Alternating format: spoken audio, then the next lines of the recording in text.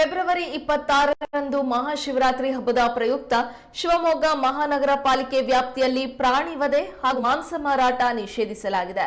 ಆದ್ದರಿಂದ ಮಾಂಸ ಮಾರಾಟದ ಮಾಲೀಕರು ತಮ್ಮ ಉದ್ದಿಮೆಯನ್ನ ಅಂದಿನ ಒಂದು ದಿನ ಬಂದ್ ಮಾಡಿ ಸಹಕರಿಸಬೇಕು. ಆದೇಶ ಉಲ್ಲಂಘಿಸುವ ಅಂಗಡಿ ಮಾಲೀಕರ ಮೇಲೆ ಸೂಕ್ತ ಕಾನೂನು ಕ್ರಮ ಜರುಗಿಸಲಾಗುವುದು ಎಂದು ಶಿವಮೊಗ್ಗ ಮಹಾನಗರ ಪಾಲಿಕೆಯ ಆಯುಕ್ತರು ಪ್ರಕಟಣೆಯಲ್ಲಿ ತಿಳಿಸಿದ್ದಾರೆ.